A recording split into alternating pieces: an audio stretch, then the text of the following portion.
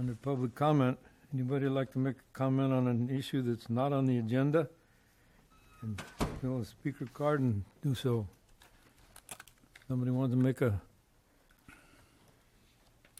No takers, eh? Okay, moving on. Approval of the consent agenda, acknowledgement of posting, acknowledgement of certificate of posting. Mr. Chair, I'd like to pull item 2 on the consent agenda of the minutes for the Santa Ana project, I believe. For the what? The minutes for the Santa Ana. I want to pull those so we can discuss them afterwards. And then upon pulling that, I'd move that we adopt the consent agenda without item 2. Okay, Excuse me, point of order. Yeah. On my agenda, it shows the minutes as number 1. Oh, well, this is number 2 in the minutes. Oh, in the minutes, okay. But yeah, Okay. thank you for the clarification. I'll second the Okay. motion then. The motion is second, all in favor? Aye. Opposed? No? So moved. Okay. Moving on. So, Mr. Chair, then point of order, then the discussion would be open on the second point in the minutes. Okay, if that's... And just for clarification, for clarification on the staff minutes, I think that actually within there, and I don't see it here, is staff was directed to bring in all reports and everything applicable to make a decision either way on the project. And I believe that that did not occur, but so I'd like to make sure that's back in the action minutes.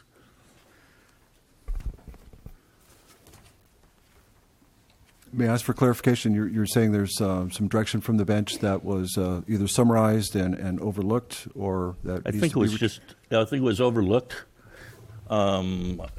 Review the video, the last meeting, and basically commission give direction to staff on the Santa Ana project to essentially bring in all applicable information, reports, and everything we need to make a decision. And the basic, let's just say the commission at that time was sort of leaning more towards an approval of the project.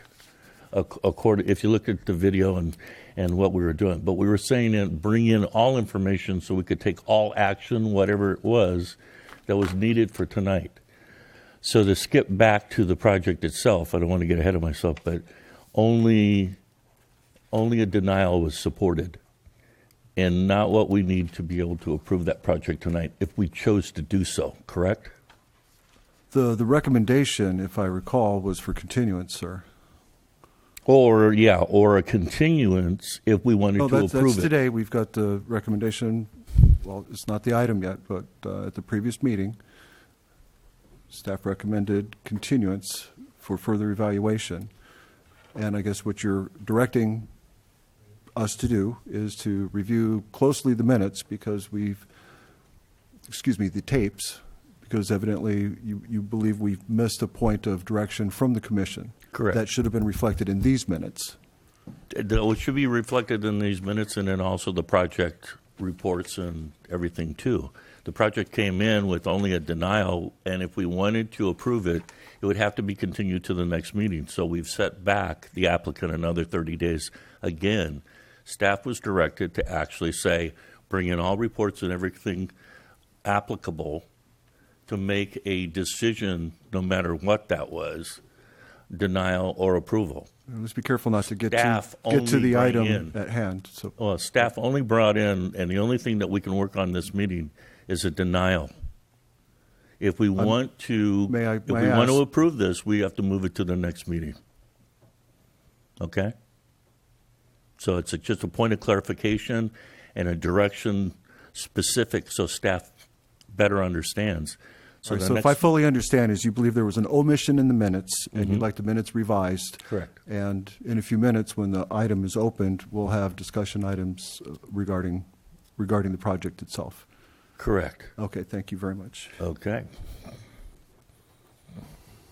So I'd like that added into the minutes. And with that, I'd like to approve it. If we find it reflected in the record, sir. Second approval. Second. You got motion and a second. All in favor? Aye. Opposed? No, so moved. Okay, go to the regular agenda. In number 2, it's PLN 81180020.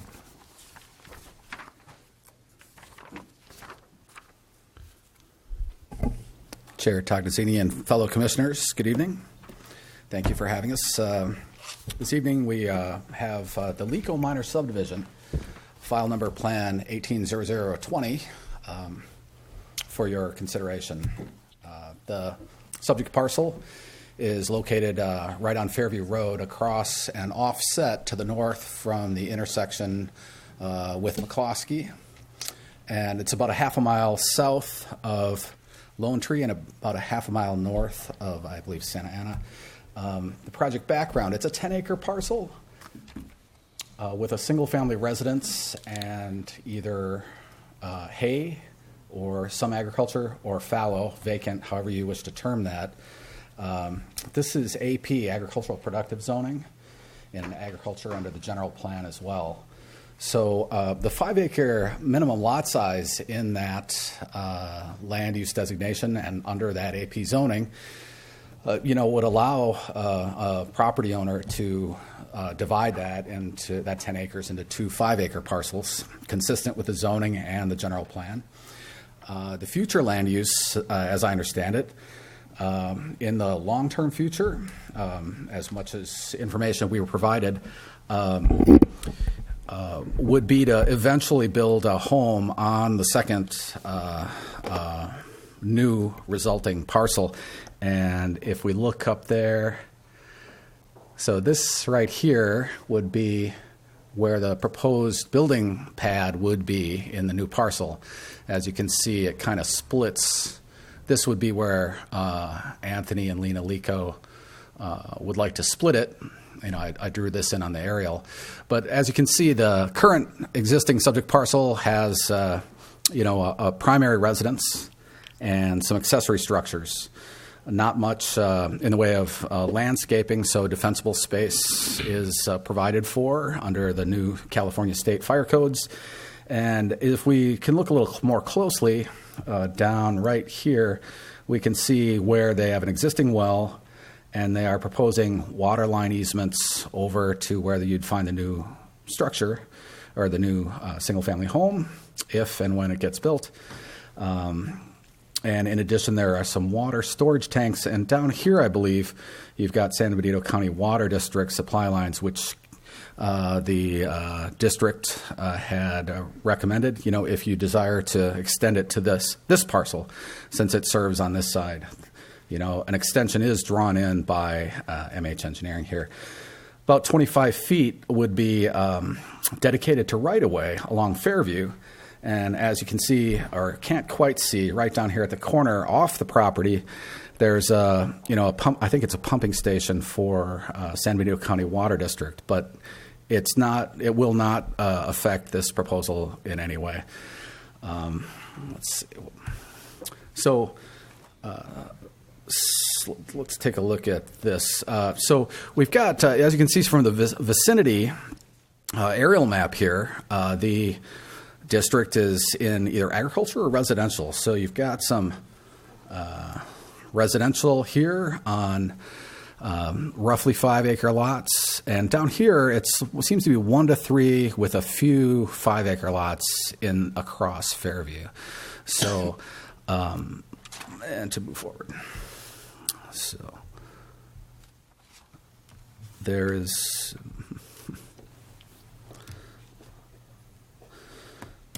So just a word about agricultural soil. So we did take a look to see what kind of soils we've got in the area. And just to be aware, this is not grade 1 soils. So the property does not have grade 1 soils on it. And that's where our ordinances would kick in to ask for farmland conservation or measures to be taken under certain specific conditions when a house is built, for example. So staff would recommend that the Planning Commission approve minor subdivision PLN 1820 with the draft notice of approval, findings, and the standard and special conditions of approval.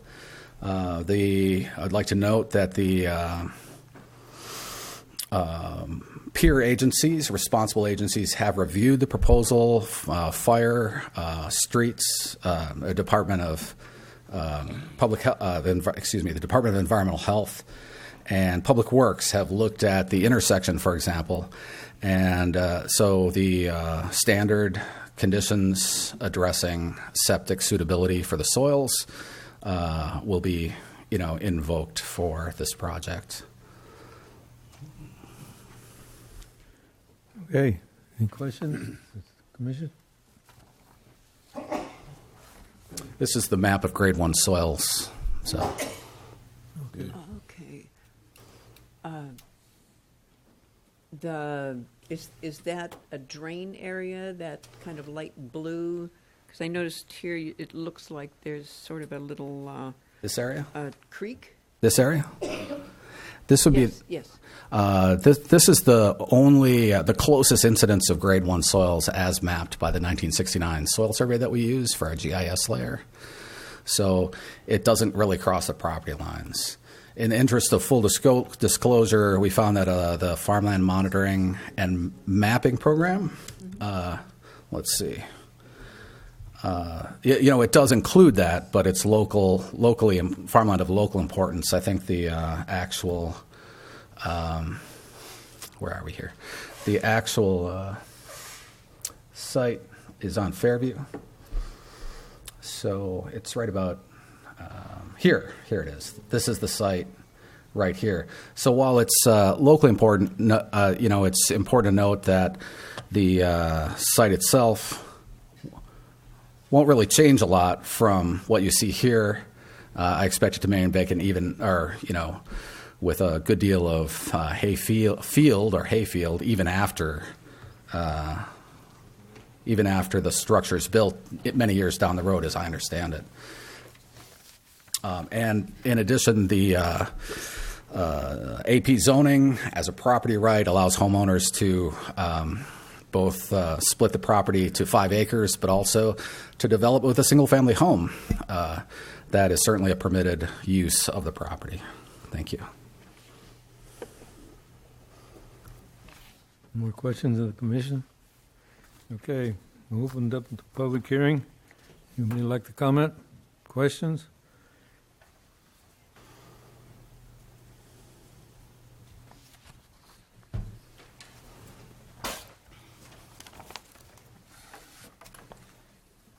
You fill it out for me.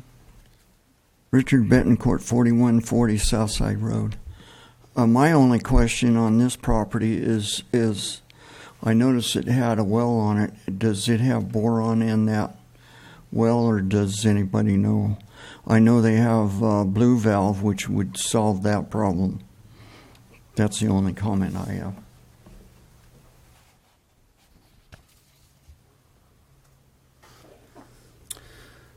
Was that boron? I'm sorry.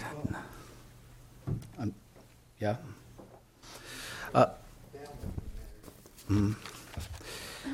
We can check back on the test results and make sure that that's taken care of.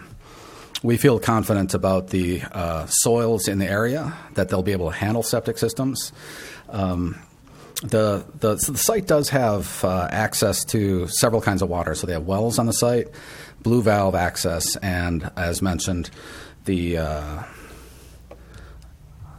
section of this is where the San Benito County Water District's pipe comes in. They're proposing to extend it all the way to parcel 1, so that both property will have the option of both water sources before it's split. Right. Thank you. Thank you, Richard. Anybody else got a comment, question? Okay. Back to the Commission. Commissioner, I was wondering, since that's right at the intersection of McCloskey and Fairview, is it projected that McCloskey is going to be continued through that area eventually? And should that be taken into consideration with anything? Sure. I'm glad you asked that. What you see right now is an aerial of that intersection, even with a car making its turning movement to the left here. And, this offset intersection does catch the attention of engineers, for example. Engineers often, even by statute or ordinance, like to have exactly aligned streets on these intersections. And this is an anomaly that we've inherited in a way. Now, we do not expect McCloskey to be extended in the near future or in the immediate future, and there are a couple of reasons for that. One is that, Public Works had mentioned that they didn't know of any plans to do that because, what would it serve, for starters? If it is extended, if it is extended, you'll note that it edges a little bit close, right? But that center line, it kind of angles up slightly. If you look at a bigger map, you'll see that this angle is a little bit above. It angles up as it goes to the east, it angles up a little bit more than just east-west here. So you can see that angle, and then it straightens out on this side. So I would expect an extension to straighten out and take a very little property for right-of-way because it can accomplish that without eating up, the house and the setbacks that are already legal setbacks in place. The other thing preventing an immediate an extension is this structure right here. So this is a San Benito County water facility, water district facility, I should say. Whether it's a pumping facility, but it is or not, it is a fairly large facility. So it's not, at the end of all the filaments of a system, it's much closer to the main, and we do not expect that to be moved anytime in the near future, unless I get a phone call from Jeff, and I kind of think that the benefit of leaving it there outweighs the expense and the trouble it would take to move it in the near future. In addition, it would also be kind of in the way of this right-of-way. So they're going to dedicate about 25 more feet here, this direction, right, in the process of approval, assuming it's approved.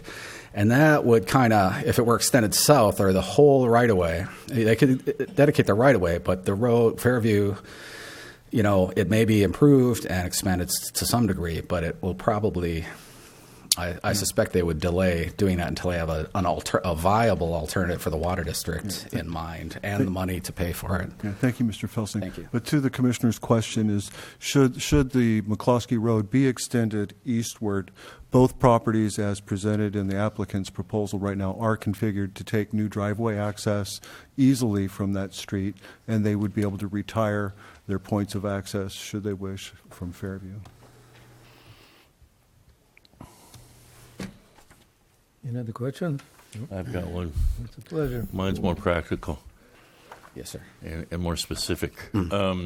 So all regenerating water softener systems are not allowed in the county, correct? That's my understanding. New code. Is part of the building code saying that there can also not be pre-plumbed for a water softener loop? I would have to check with my colleagues in the building inspection side of the division, the plant of the RMA, and I'd be happy to follow up on that to ensure that there's consistency between the two codes. Is that something you'd like to see staff do? I'd actually like to see that as an ordinance in all new construction, because if we're not allowing regenerating saltwater water softeners, it makes sense that the code should also be clear about not having loops as well. And if you're going to have to filter it, then you can do that from the point of entry in the house, so it doesn't preclude you from actually having a filter itself. So I would like to add that as a condition on this, in order, if there is any new construction on the property, that it disallows any regenerating loops. So a condition of approval disallowing recharging and regenerating loops. Did I Yeah, catch but we that right? sort of have to get. I'm sorry. We have to get a little bit of buy-in from the other voters. Apologize. I just wanted to get it right. Yeah. So as long as the rest of the commission's okay with that, okay.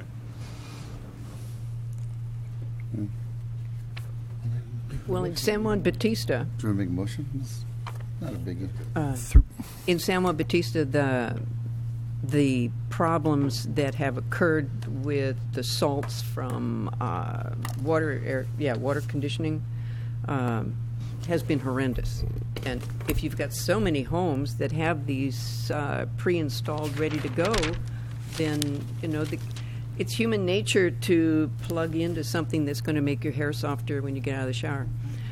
So, I think it's an excellent idea. Through the chair, may I ask a question of the comment from Commissioner Pierce? Is condition number 8, as written right now, speaks to water treatment, and it says use of on-site regenerating water softeners shall be prohibited. Correct. Did I miss the subtlety of your request, which was you said Yes. to disallow use of on-site or off-site as well? No, the thing is this. So if you have a water softener loop and you're pre-plumbed for soft water, at some point, somebody down the road after it's been sold a few times goes, hey, I think I'll just put in a water softener. And they do that because the loop's already in place inside the garage. What I'm saying is we take the loop out. I believe, and Billy can answer this out in the city, I believe the city actually does not allow water softener loops in their new construction currently. It would be advantageous for us to also adopt that as far as I'm concerned. So what I'm saying is we're taking the plumbing loop out, so it's not easy to go ahead and put in a regenerating system after the fact. Thank you very much. So that would Welcome. strengthen the ability to enforce Exactly. this. I thank you very much. I understand now. Yeah.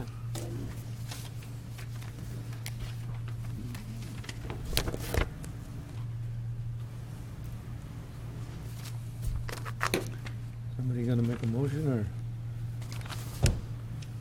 Any other discussion? Okay. Have anything? How about we make a motion? Was the public hearing closed? Yeah. Did we close public hearing? Okay, Yeah, thanks. yeah, we just did. So I'd recommend that the Planning Commission adopt a resolution providing the parcel map filed PLN 18002 with standard and specific conditions so mentioned by staff and commission, and include it in the draft resolution. And what else do we need to put in here? I would suggest that we append or just add something to number 8. And I believe your motion. You want to actually specifically append number 8? I believe so. I believe your request, your suggested condition modification would, at the end of Okay. the period, would say to disallow the use of regenerating water softener loops in plumbing that could potentially facilitate the use of regenerating water softeners. Okay. So said. Included in the motion. Second. Okay, got a motion and a second. All in favor? Aye. Opposed? So moved. Okay. Next item, TSM 17104.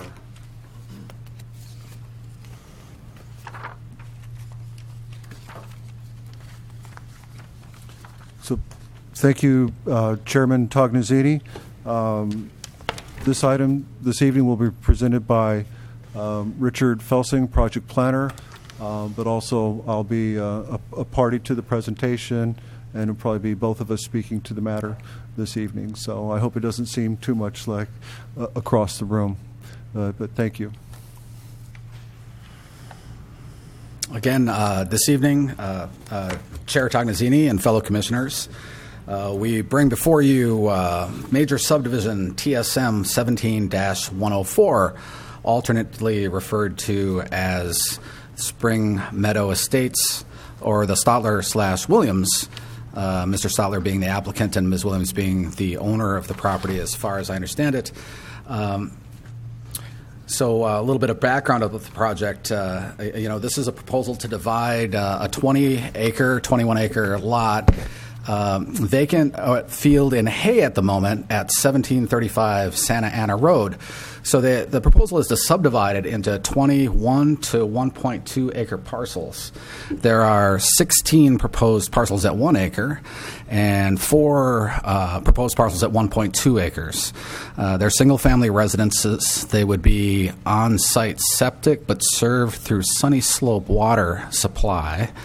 And, this is a rural or residential zoning, which does allow a 1 acre minimum lot size for when you have water or sewer, but not both. And when you do have both water and sewer, you can go down to a half an acre minimum lot size, which would double the number of dwelling units should the applicant choose or have chosen to pursue that. It's a residential mixed land use designation under the general plan. And both of those, the rural residential zoning and the residential mixed land use designation, allow for rural areas with residential uses mixed in with agricultural uses. So as you can see, we've got some remnant, or I should say extant, because they're clearly still viable on some level, some large agricultural properties right through here. We see Santa Ana Road to the north of the property. And, of course, Fairview Road is here, with Meridian Street proposed to be extended across the south side of the lot, south end of the lot, and in addition, the applicants proposed to split the lot down the middle with a new proposed Elizabeth Ann Lane street. But before we quite get that far, I wanted to note that the item was continued from the June 20th Planning Commission meeting, as has been noted. And it was continued after the county staff had prepared a resolution for approval with standard and special conditions of approval, including mitigation measures for the initial study and mitigated negative declaration. However, due to some very salient and relevant comments from the city staff, we felt that we needed to address those properly and in accordance with the prevailing ordinances, whether right here or just in relation to what we're doing here in this location.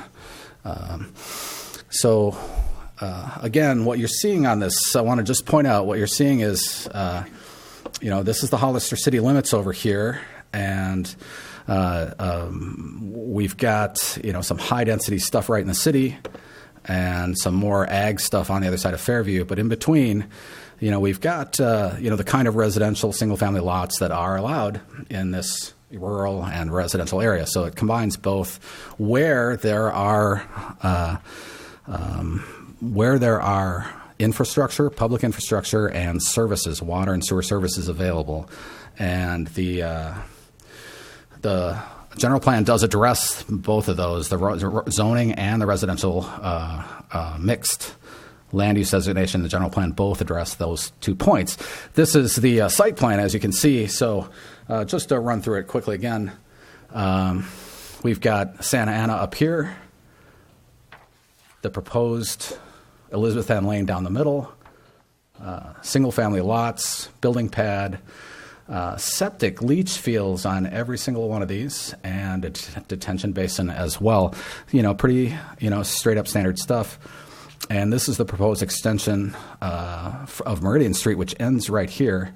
And we need to make sure that it aligns with the city segment to the west of Meridian Street. So several parcels to the west, there exists a segment of Meridian Street, and our agreements and regulations require that this street be designed to city standards and align with that extension. So it's going to curve a little bit to run right along this property line. But the bottom line is that, we are required to work with the city very closely to make sure that what we're doing, is going to sync up nicely with what they have planned in the future, even if we can't quite see it next week. But I did want to point out two little things here.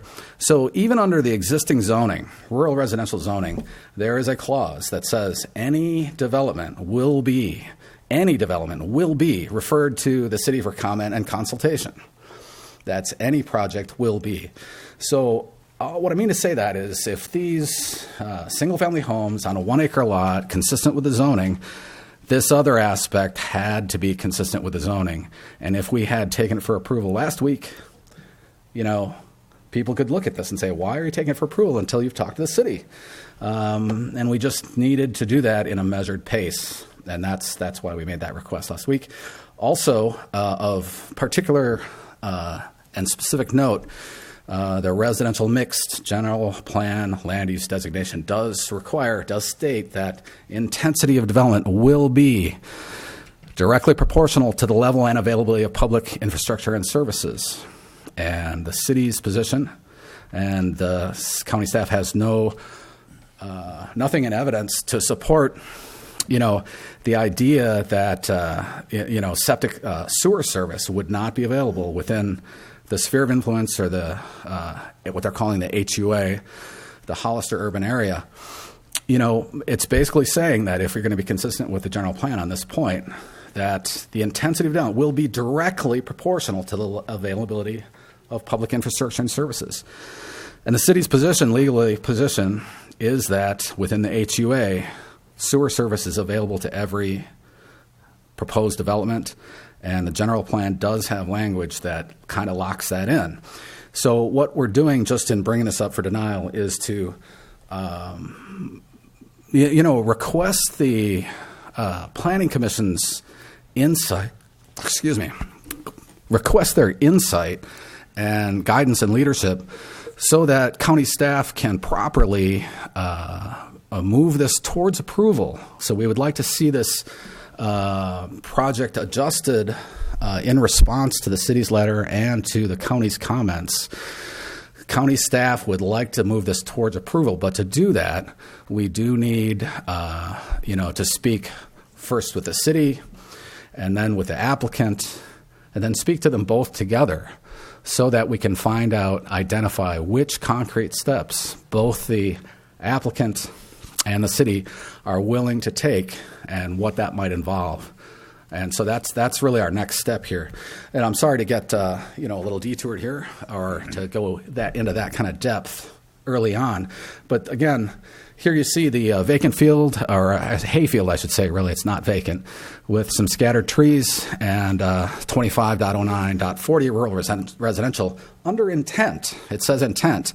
Any development or subdivision within this zone under the zoning will be referred to the appropriate city for comment and consultation. And we did that, and we got some feedback, and we're still looking for concrete, responsive feedback from the applicant that directly addresses the comments made. And that hasn't happened yet, and it's kind of, we'd like to move that forward in the next few days, but it takes, a process of getting everyone on the same page, and that doesn't always happen instantaneously. In any case, again, this is the, beneath that, you see the density of the zone shall be a maximum of one dwelling unit per acre unless public sewer and public water service is available or the municipality accepts wastewater treatment responsibility. So the municipality, Hollister, has accepted that throughout the HUA, the Hollister urban area, and it says shall be a maximum of one dwelling unit per acre unless public sewer and water is available. And as far as we know, it is, and it is binding in the MOU. However, we need to make sure that it is practicable, reasonable, and timely so that this project is not unnecessarily delayed while we are working hard to ensure that it adheres to the letter of the law, actually to the spirit as well as the letter of the law.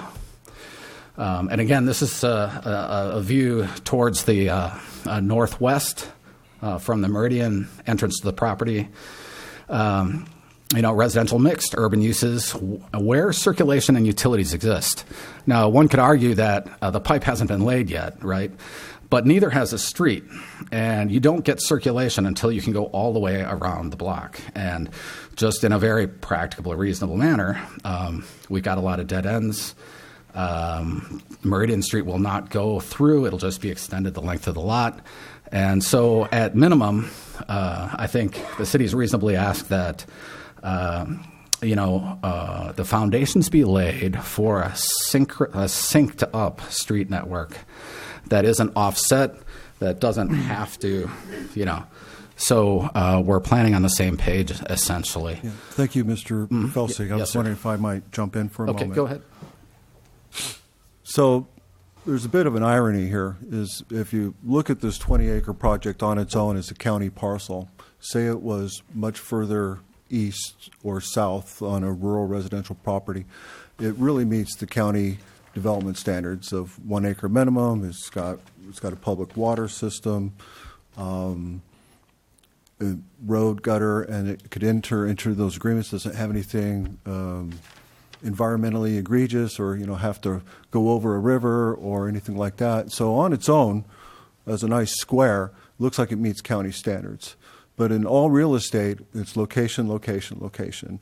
And this square, this 20 acres, is located inside the city's sphere of influence, of which there are specific and direct policies in our general plan that speak to how to treat such things. And from your draft resolution and even the staff report, page 5 of 9, we point out several of the general plan policies where staff is not able to get to a recommendation of approval to the Planning Commission, such as General Plan Policy LU 9.8. The county, and it's really strong for a general plan, the county shall require new development within the spheres of influence of Hollister or San Juan to obtain sewer and water service commitments from either the cities or the appropriate districts prior to project approval. So that's going to take a discussion. It might take a middle ground proposal by the applicant. I don't quite know what that is, but we do not have in hand this commitment, although there's a referral and a reference to a document I haven't quite untangled yet, which is called this Hollister Urban Area Wastewater Management Plan.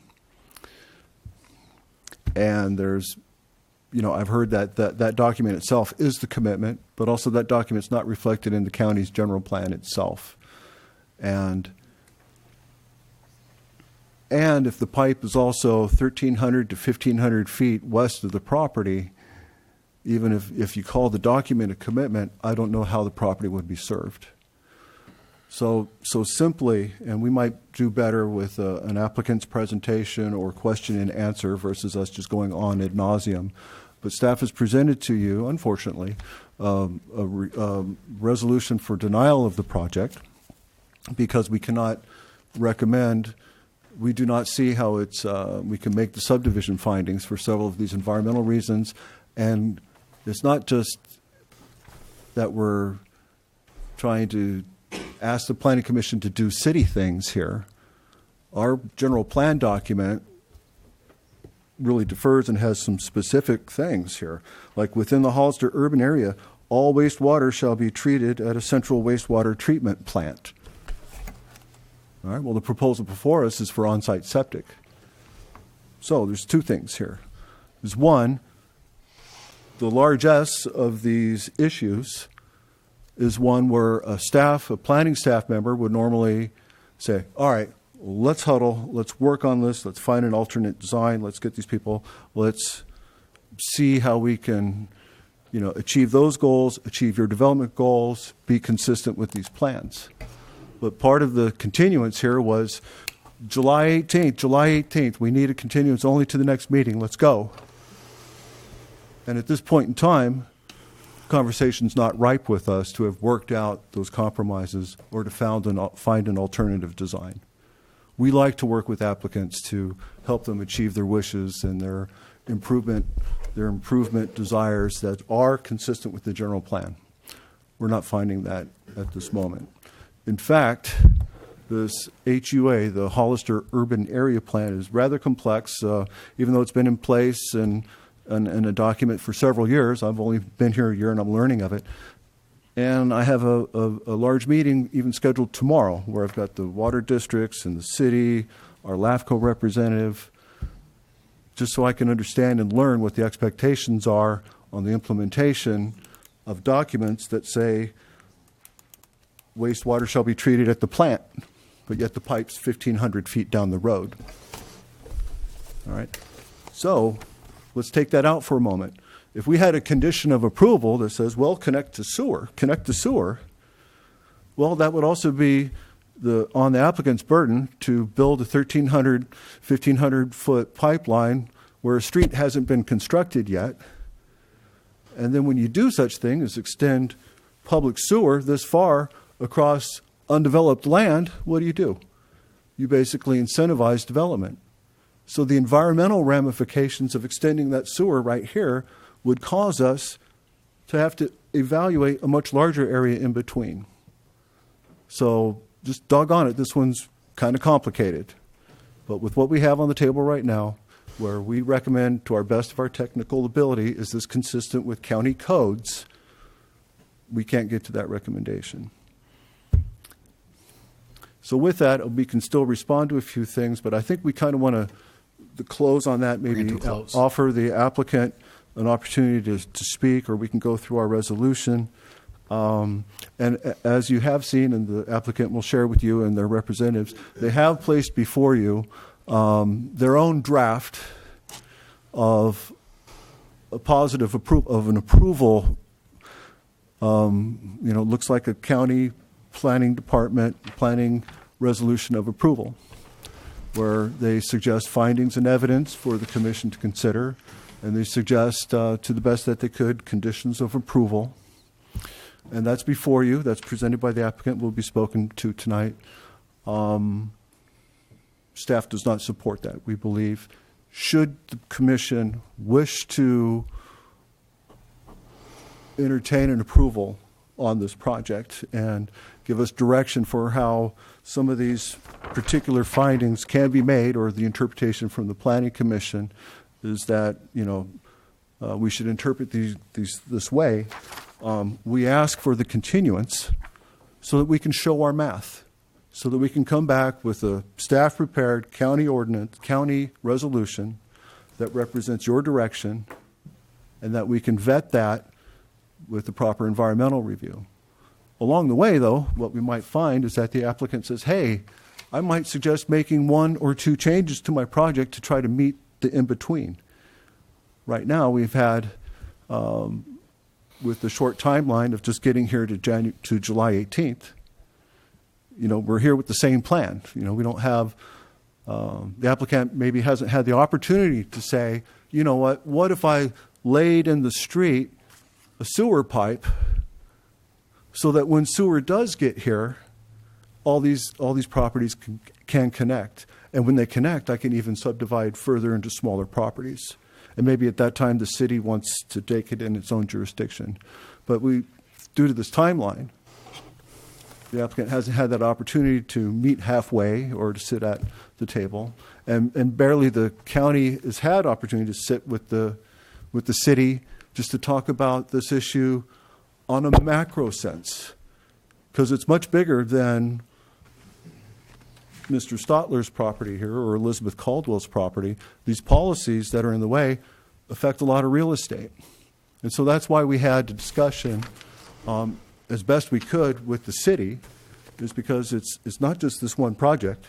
And we certainly have people that are going to advocate for their project today. Just this one project, please. And that's fine. But the city and the county and the water agencies and LAFCO, we're going to be sitting down tomorrow to talk, say, hey, what is this about? We're not there yet today, July 18th. So with that, I just wanted to share. It might be better in a conversive, iterative process with the applicant. And with that, I'd like to just, staff recommends denial of the project this time. But we did put in there the caveat Or, should the commission wish to consider an approval, that they give us the direction on some of these findings and evidence that need to be made for subdivision approval, consistency with the general plan, and then we got to look at the environmental document. Because right now, the environmental document that was drafted earlier, now that we've really had it clarified to us the inconsistency with our own general plan policies, staff cannot stand behind it as it's penned, as it's drawn right now. We need to get into it to have it be something that can be supported. So it's a very long-winded thing, but it is a complicated affair. And with that, I'd like to conclude staff's presentation. Okay. Question from the commission? I've got some questions, but go ahead. Pat, you have it? No? I'd rather hear from the public, hear from the applicant. Yes, I'd rather for that. Okay. Go ahead. Roll with it. Okay, so we'll open the public hearing.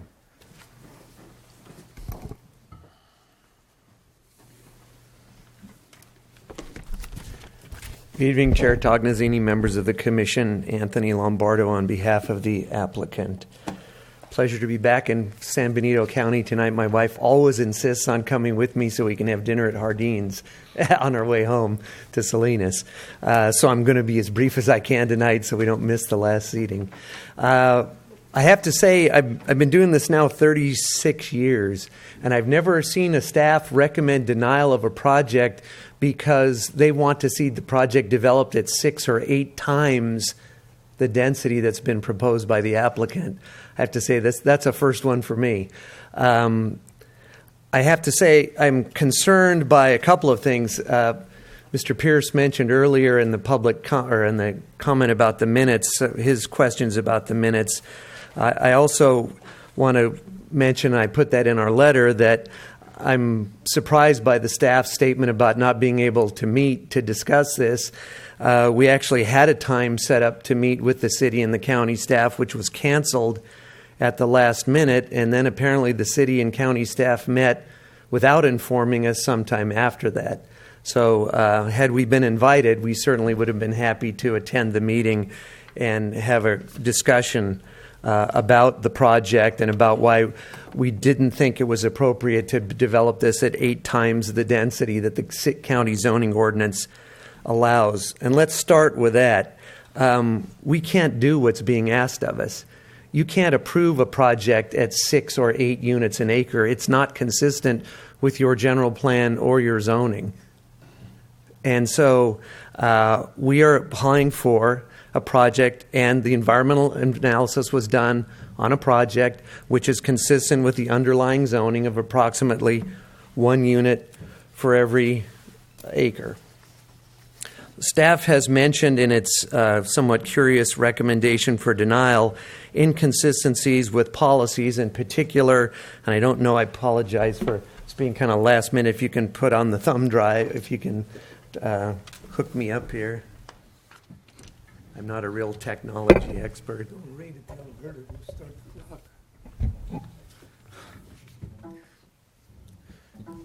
Tell her to start the clock. Rich, do you get out of yours? I hit that. That'll be fine. Now go to his thumb drive. Is that yours? Yes, must be. Are the pictures of the grandkids on this disc? Is that you? Yep.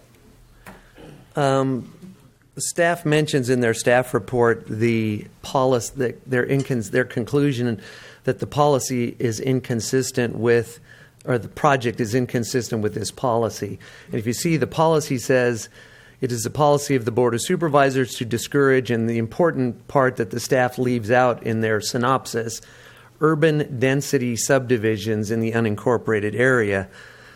And then it goes on to describe what's required when you have an urban density subdivision, such as annexations, sewer, water service, etc. Well, fortunately, the county, and if you get, I don't know how to move it forward one without messing it up, you can go to the next one. Fortunately, there is a definition of what urban policy urban density is, and that is found in policy LU 4.2. There we go. I managed to do that without screwing it up. LU 4.2 here that's highlighted, which states that urban density, e.g., greater than 2 units per acre, meaning half-acre lots. So this is not an urban density subdivision because they are 1 acre or greater than 1 acre, and therefore the policies that the staff read to you about or have quoted about urban density development requirements are inapplicable to this project. One more slide, and then I promise I won't bug you anymore. The practical difficulty, of course, of what the city and the staff are requesting is that this is a flow chart of what has to happen, which I messed up, sorry, already. If you scroll down there, there's about 30 steps that would have to occur to annex this property into the city of Hollister. That's fine, you can go on to the next one. And it's my understanding that this property and the neighboring properties have been in the sphere of influence of the city for over 25 years. At no time has anyone ever suggested they be annexed. That at this point, anecdotally, there are approximately 4,000 approved units yet unbuilt, and that the city is consuming those units at something less than 100 units per year. So I can tell you, based on having worked with Cortese, Knox, and the LAFCO laws in many jurisdictions for a long time, there is no possible justification for the annexation of this area into the city of Hollister. In addition, as you can see from the photograph, which is a little larger version of what the staff showed you, the property is not contiguous to the city limit, and in order to either annex the property or extend urban services sewer line, which ends at the end of the city limit, to this property, you'd have to do an environmental analysis for the development of this entire area at an urban density, which would be approximately 1,000 units. So there is no, in closing, Mr. Chairman, there is no basis to deny this project. We've included the findings and evidence which to support its approval. There is no basis to require any annexation to the city. It would be, in effect, a de facto staff moratorium on development in this area. And as you can see from the photograph, this project is very consistent with the neighboring development. The project engineers here, the applicants here, if you have any questions, we'd be happy to answer them. I'd like to have a couple of moments for rebuttal after the public testimony, if that's acceptable. Thank you. We'll see.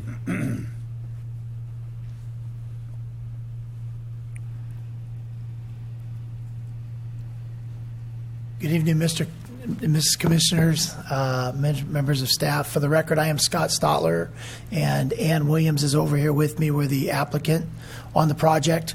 And as I mentioned at our last meeting, our goal when we looked at this property was, all right, it's consistent, it's 20 acres. We pretty much know the game plan. We complied with 1 acre zoning. It didn't look like a project that was going to be extremely difficult to get approved. And here we are almost 2 years down the road thinking that at this point, I mean, our goal was to have had street improvements going in and some nice custom homes being built. We're at a point right now where we'd really like to get this moved along, and that's all I'm here for. Just if you've got any questions to me. It's been frustrating to say the least. I know counties had overturn of staff, and there's been other extenuating circumstances just linked in this process. And we're somewhat frustrated that we're really wanting to get this going. And that's it, pretty much.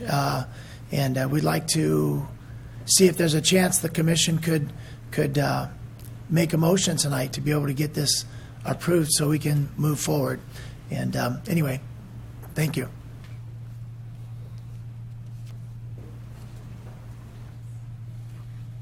Any other public comment? Really?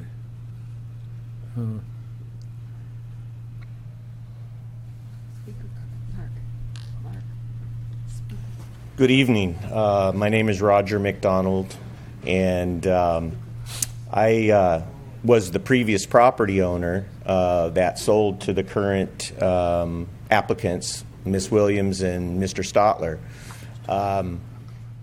I have 4 generations represented here in Hollister, and have been here, my family's been here since 1962.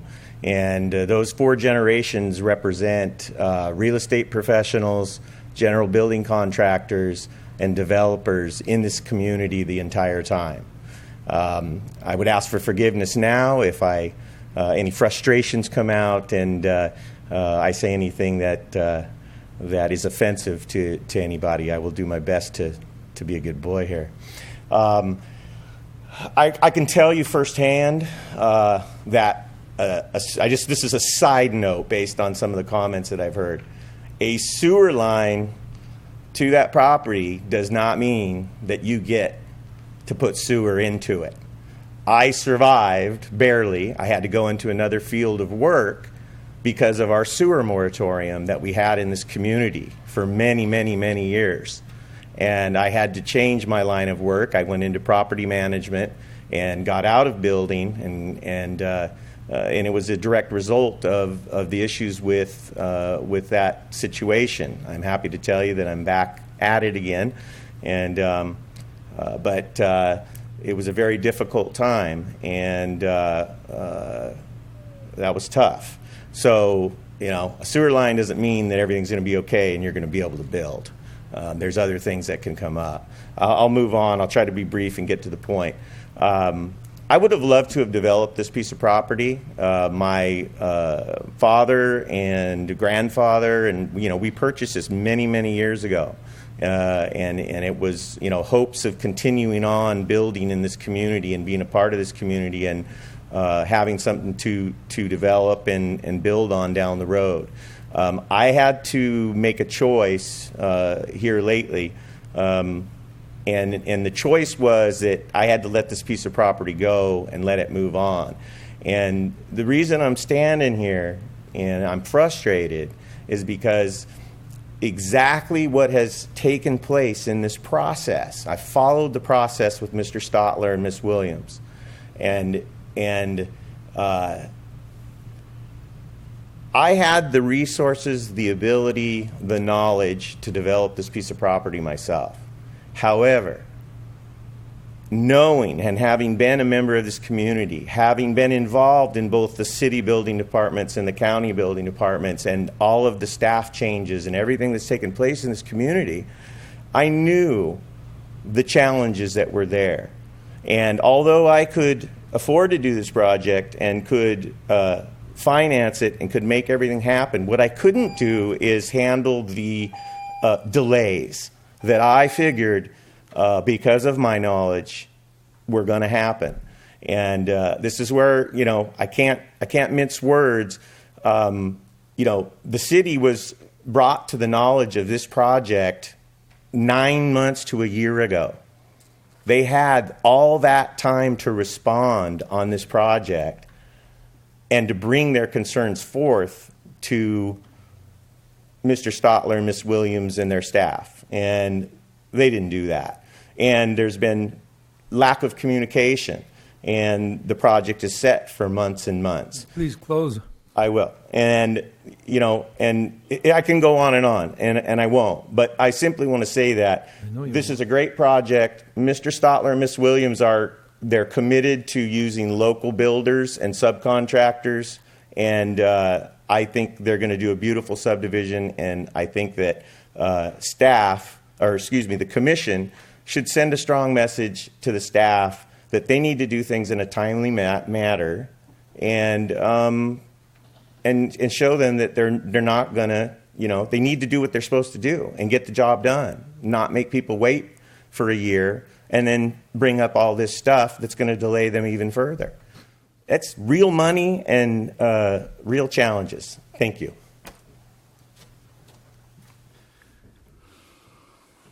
Another speaker? Anybody else? Could you fill out a speaker card and the other ones also that spoke?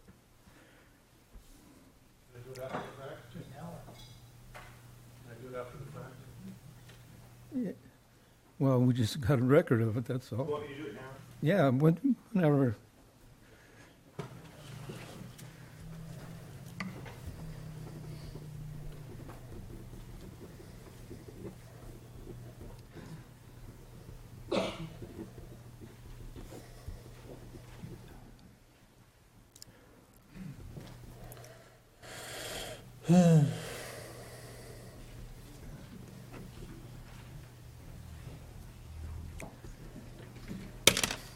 What's today?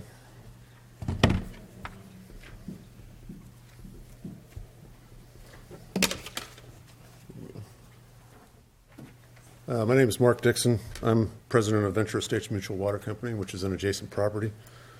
Not familiar with all the cordialities, so I don't waste my time with it. I've talked with Mr. Oliver on the phone many years. He may not remember, but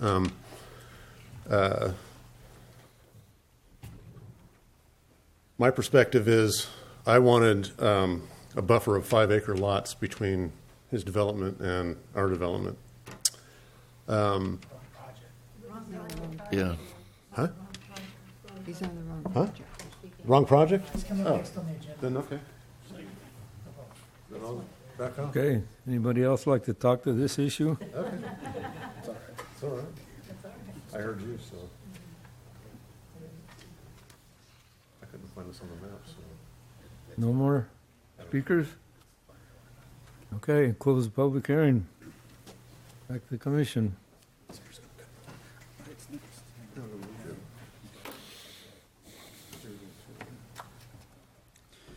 Well, I agree with Mr. McDonald that the staff should move quickly on projects for the simple fact that it's money just people have been waiting around for years.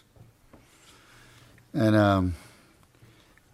I believe we should take it back and see if they can come to an agreement with the city. But even though this is county, there's a sewer line down south side. What's going on with that development? City's blocking up. That's been there for almost 20 years. And they haven't built anything down Southside Road. There's always an excuse. So this project we probably won't see it if we even let the city take over. So staff should get with the city, get with the developers, and work on an agreement. That's. What are you alluding to? A continuation? Say continuation. Make a motion to that effect? Well, we're still in discussion. We're still in discussion, Yeah. Listening to Tavin and listening to the engineer, owner, and reading through the letter from Lombardo and our staff reports, it in my thinking that if we've got 20 lots, you've got 80 to 100 people. With secondary units, you add another 40 people. This is just hypothetical. You've got 140 people then in that area. And if you bring in sewer, then this is waiting a long time just to develop that for a few lots. Whereas if there are septic tanks there, and you've got secondary units approved already, then you can look at lot splits once the city does provide sewer. And, I mean, to me, it's a logical progression. It's kind of like something that goes on in the country where you've got 20 acres, you cut it down to 10 acres, you develop that, you make it smaller and smaller and smaller, and you bring in the necessary engineering later. So what I'm saying is that I imagine that there can be good agreements made that would work with a continuance rather than a negatory, and to deny. More discussion? I guess I can see both sides of this issue. I understand the memorandum of understanding that the city, the county, and the water districts all entered into. I certainly don't like the idea of septics. But on this parcel, I don't believe the city is close to running a sewer line down there. I think at some point that will happen. But I see this as a much bigger issue. What it says in the general plan is a change, total change in policy as far as I'm concerned. What the general plan is basically saying is that it's giving up the power of the county in certain areas to make land use decisions. And if that's what the county wants to do, and if that's what the Board of Supervisors wants to do, I think that decision has to be made. But I'm not willing to sit here tonight and deny a project of any size on the wording in the general plan. I've been outspoken about that general plan from the beginning, and I believe if we're going to decide to deny this, then it has to go to the Board of Supervisors, and it has to be looked at of all the land in that sphere of influence. I feel tonight that this project should move forward as a county project. I feel that the city and the county need to get together and come up with realistic goals on when they're going to have the sewer line in and move forward with development under those terms.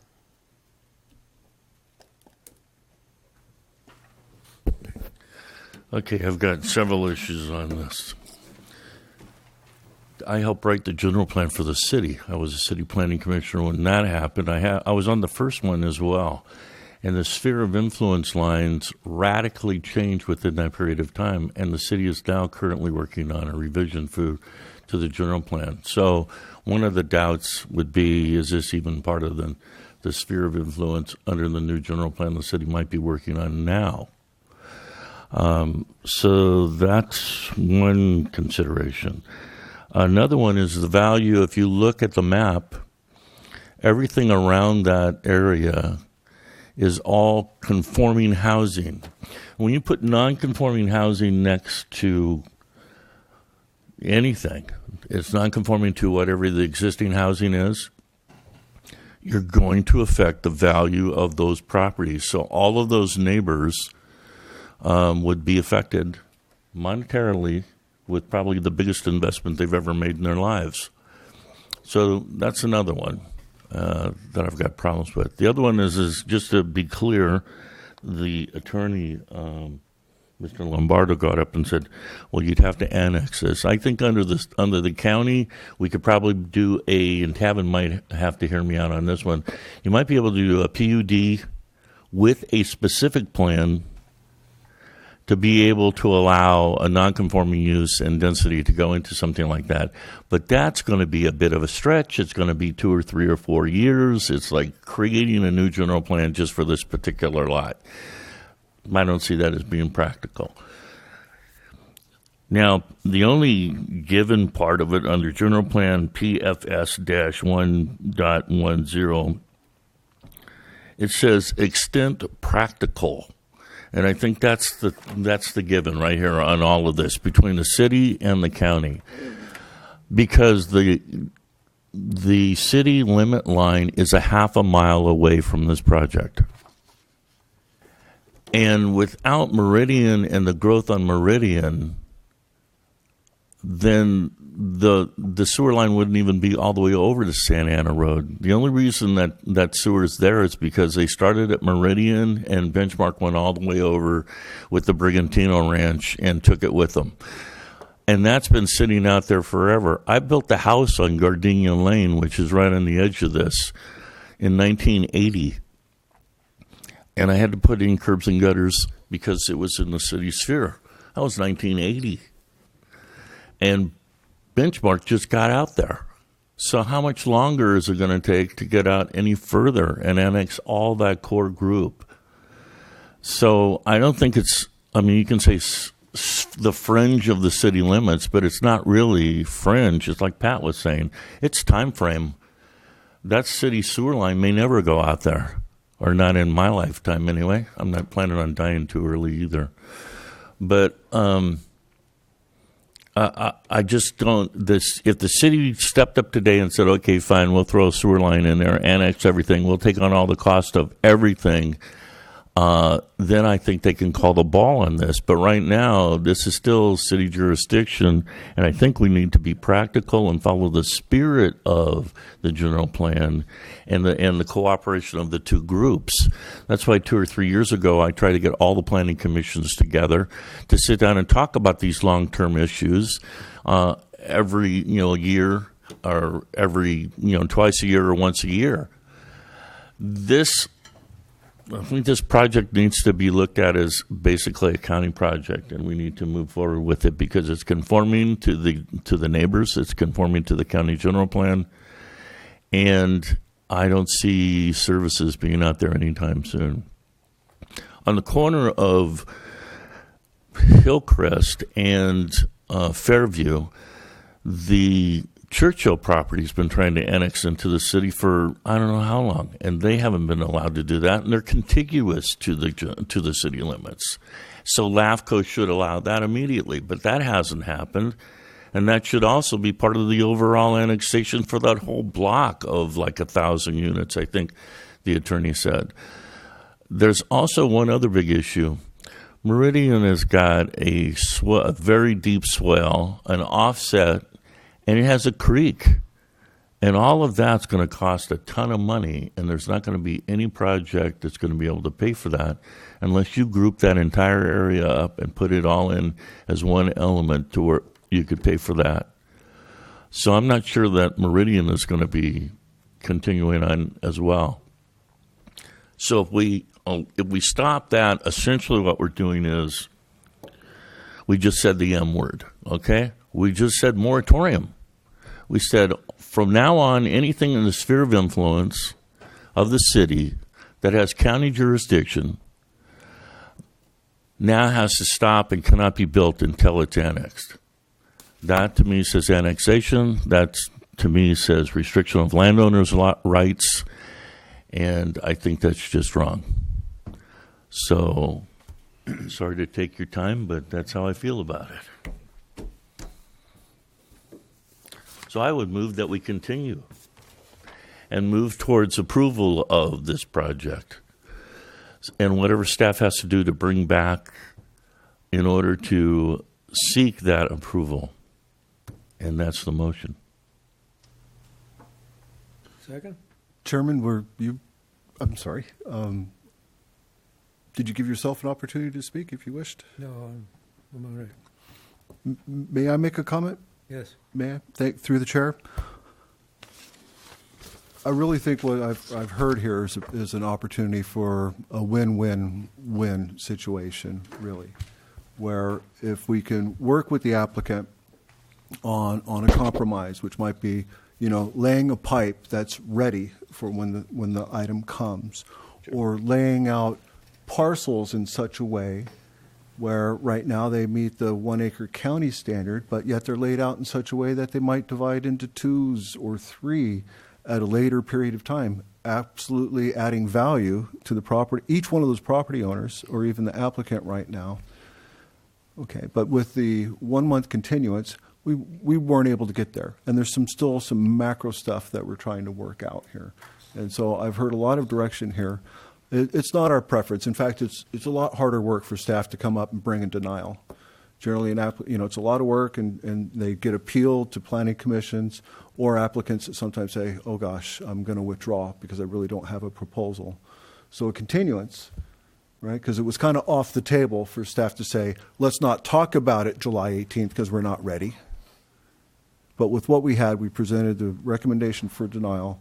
But I think what it's really illustrated, and I think the Planning Commission has come to this conclusion, is we've got a little work to do, head-to-head with the city, maybe some compromise or another design that could possibly end with additional value to the applicant. And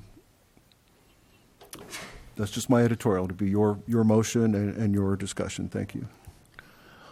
And to add to your discussion, I wanted to do that in the next meeting, but there's other things that I'd like. The dry line, I think, is a good idea. I think a given would be, if the septics are out there, once they're in and the city moves into the area, I don't think there's a law that actually says that you can force somebody to hook up.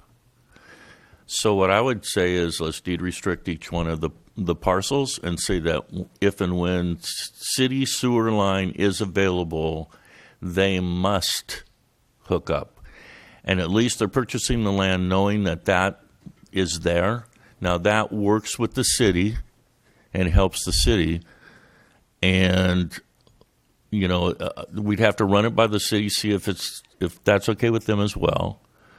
And, no regenerating water softeners. And then, again, no loop and no plumbing for water softeners out there, because salt waters into the groundwater are one of the big issues.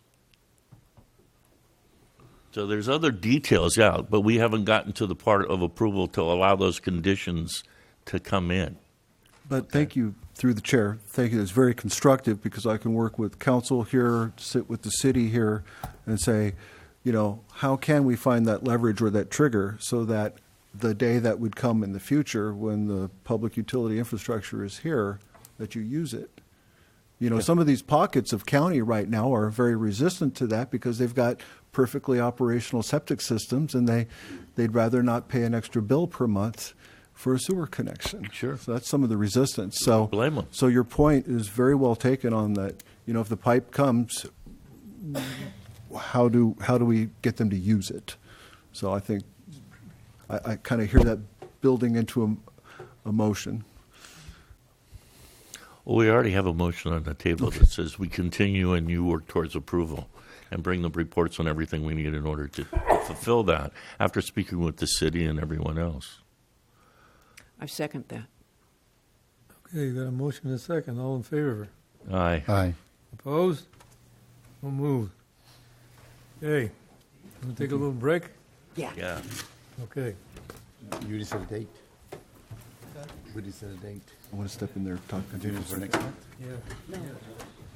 Oh, yeah, yeah. No. They'll never get it done in a month. What is it? Huh? They'll never get it done in a month. You might as well let them get it done. Oh,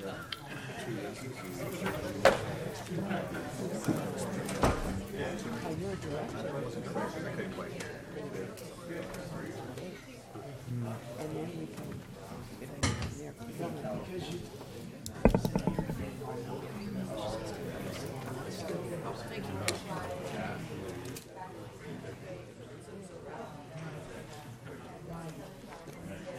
Interesting. I thought that part of busy.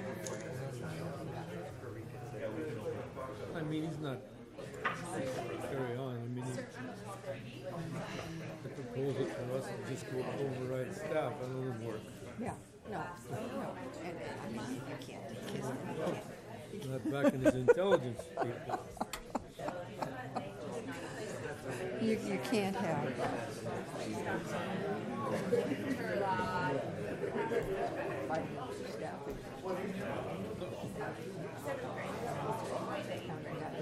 trouble.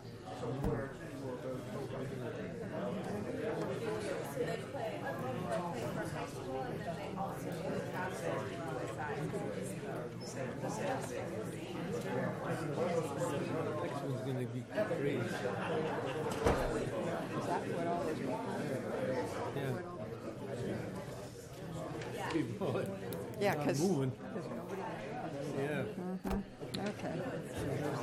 the comments have come to this one. Yeah. I don't quite understand why it's so contentious. I get it. We've done a lot of investments to make it work. There's some people who just don't want it.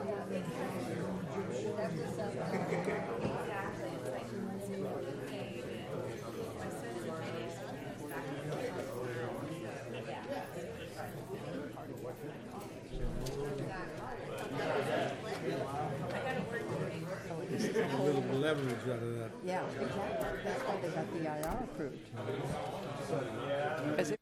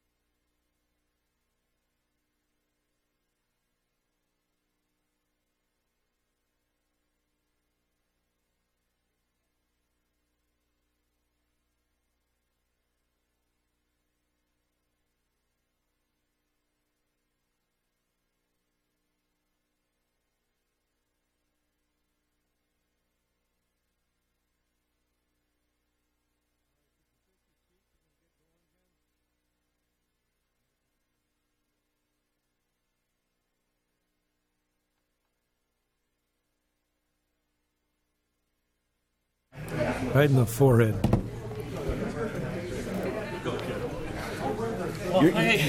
You're welcome to the party. Yeah, you're going to go easy on me, right? That's it. Thank you. That was a warm-up. Yeah, really. Yeah. The key's right there to open it. You know, I was going to bring in some soda so we could chill. Hey, we can hear. Oh, thank you. Now it'll get warm. All right, I said it's 95. Well, not yet. 95 You've been in the for sun. 105. Okay. Careful. I should have brought one. I usually do. Okay, Talon, before we get started, just going back to the last agenda item, we'd like to get a report back in 60 days. That's our intent. I believe the next 30 is doable, but I'd like to report in and have a new recommendation for you at that date. September. Okay. That'd be September third Wednesday in September. Okay, the next item, TSM 17-103. Thank you, Mr. Chair, members of the Commission. Darrell Boyd, project planner for the county. After some ado, this project was last considered by the Planning Commission at your March meeting. We thought we'd be back in May, but then there were some other issues that came up at the last minute before the May meeting, so then the item has now been continued to this evening. So this is a project. I'm going to go through a few of these slides really quick because you've seen them before, but just for the sake of those who may not have joined us the first time around. The project site is located at the east side of Fairview Road, north of Highway 25, and it's adjacent to a piece of property that the Gavilan College site is here, project site is here, Fairview Road along the westerly property line. There's ranchettes here. Mr. Bill Lee's property's here. This is the Venture Estates subdivision, and Harborn Lane comes in. This is a different Mr. Lee, the Mendozables, and the Gav College site. So that's where we're at in terms of the site vicinity. This is just an aerial showing you the existing condition of the site. We can come back to that if we need to for reference. Again, just a quick review. Remember that this project does have an approved development agreement. There was a final environmental impact report that was done and adopted by the board in 2012. The specific plan was adopted in 2012. This application was filed in 2017, and it's also important to note that the Gavilan College project is not a part of this project, but they have their own environmental impact report, and they're on a separate tract. And I think there's probably representatives in the audience this evening from Gav College if you have questions for them. Again, this is just the existing site conditions. And just for reference, this is our site area here. So, as included in the staff report, there were really 4 key issues or questions that staff heard from the Planning Commission after the public hearing, testimony, and your discussions, deliberations last time. They were the connectivity to the north from this project site, and there were really 2 sub-issues to that. One was a concern about conformance to the county's parks master plan and just making sure there's connectivity for parks, trails, bicycles, and so forth. A second issue was vehicular street access and connection to the north. A second issue had to do with emergency vehicle access. At the last meeting, we were showing on the plans an EVA that would connect to Harborn, an extension of Harborn Way, and we'll talk more about that in a minute. I'll go into all of these in more detail. The third issue was making sure that the Celio Vista Homeowners Association was properly noticed because with the offsite extension of the sewer line for this project, wanted to make sure that they knew what was happening and that there was participation by the residents as well as the homeowners association. And then the fourth item, there were questions and concerns about the affordable housing program. So those are the 4 issues, and these 4 issues are the ones that we really focused on in the staff report. So to go first to the issue of connectivity to the north, this is the circulation diagram that's from the specific plan. It's figure 11 in the specific plan. And the key point to note about this is that very clearly there was not an intent to have a full street connection to the north when the specific plan was adopted. So that's really the point of this slide. In response to questions and concerns that were raised last time, the proposed project's been revised. And again, I'll go into some of these in a little more detail. But the major revisions are the EVA that was previously proposed to connect to Harborn Way has been removed, deleted. There will not be an EVA. The green space exists there because that's where the water pipe needs to go, the water main needs to go to be able to connect to the Harborn system to loop them in and to be able to get rid of the water mutual that's over there with Venture Estates. So that's one key change. Another key change is that, Another key change is that there is now we're not referring to it as an EVA because the fire department doesn't want it to be gated. They want it to be open. And so we're referring to it using the language that's in the fire code. It's a fire apparatus access road that would be 20 feet wide paved, actually 24, but 20 feet paved. That would extend from the intersection of Street C and F and would go all the way to the property line through that open space. We had previously shown an EVA from at the northwest corner of the project site from Fairview into the project. That EVA will also remain. In terms of the connectivity to the north, this is just a quick blow up of the area that's on one of the sheets in the tentative map package. So the open space there between lots 101 and 102 in this large open space area will be redesigned. There will be connection for parks, bicycles, trails, the appropriate easements and so forth will be put in place for that. There'll be this fire access apparatus road that'll be 24 feet wide. And then the final design details of this will be worked out prior to the final map being issued for phase 2. The project, if you'll recall, will have potentially up to 5 phases. Phase 2, they would start on Fairview Road and work to the east. So this would be part of phase 2.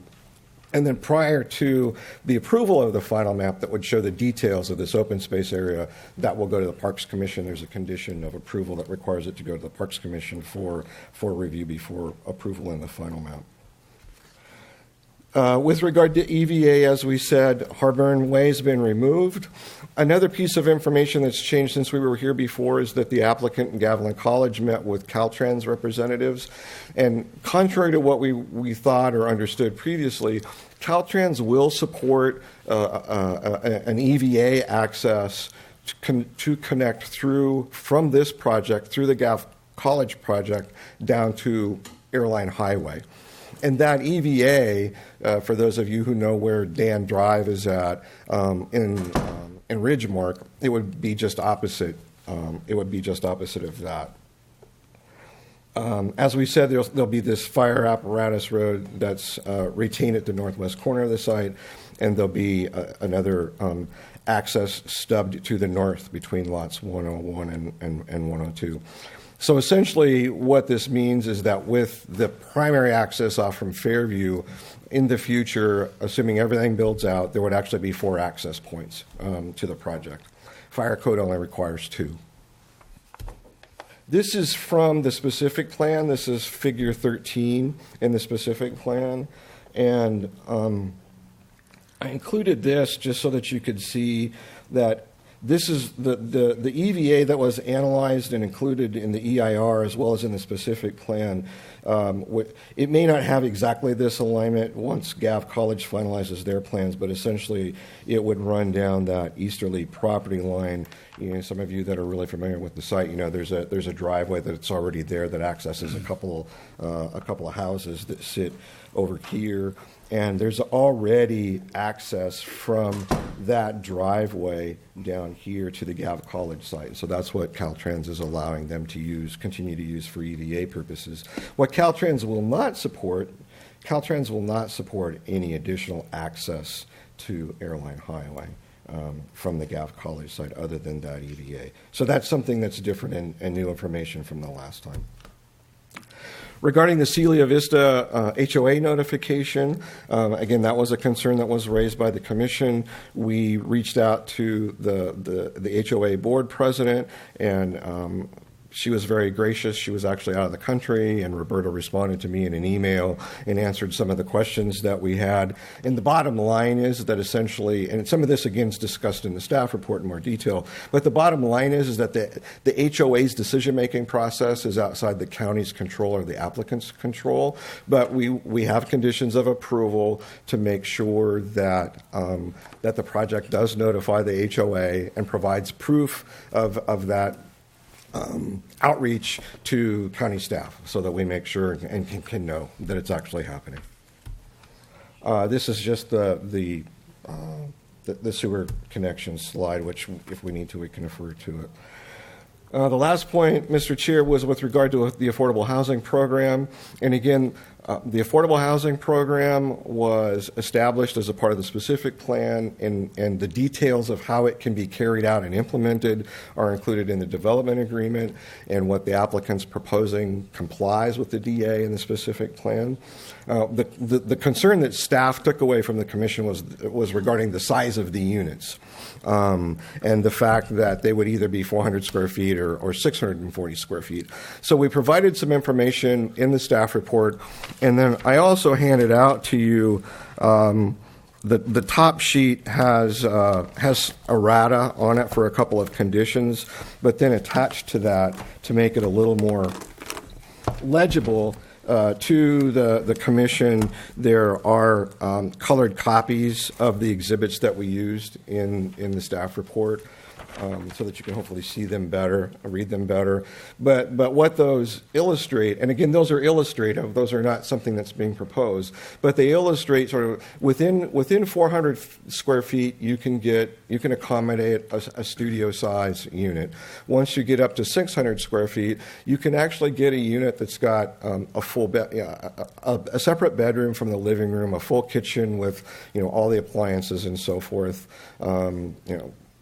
And a full bathroom. That's the other thing that changes in the sizes of the units is the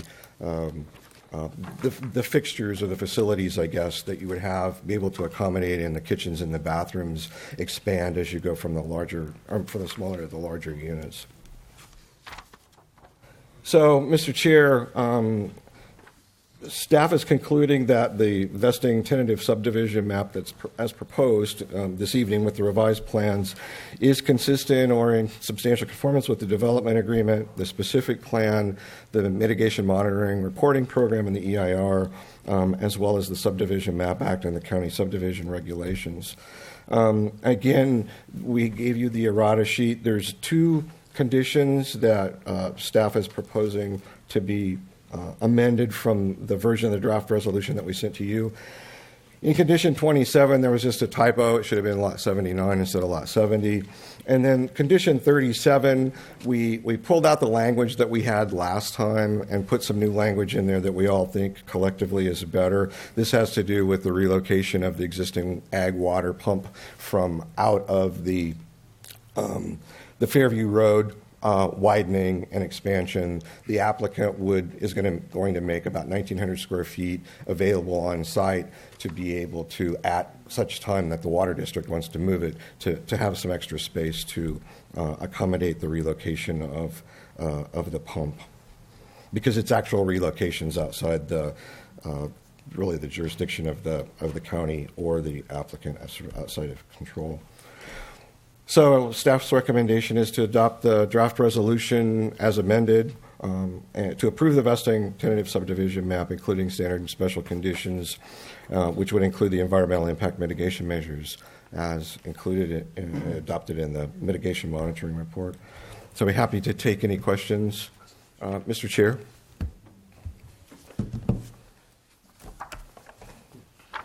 Or you can take public testimony and I can come back. Questions of staff? No? Nope. All right. Okay. Thank you, Mr. Chair.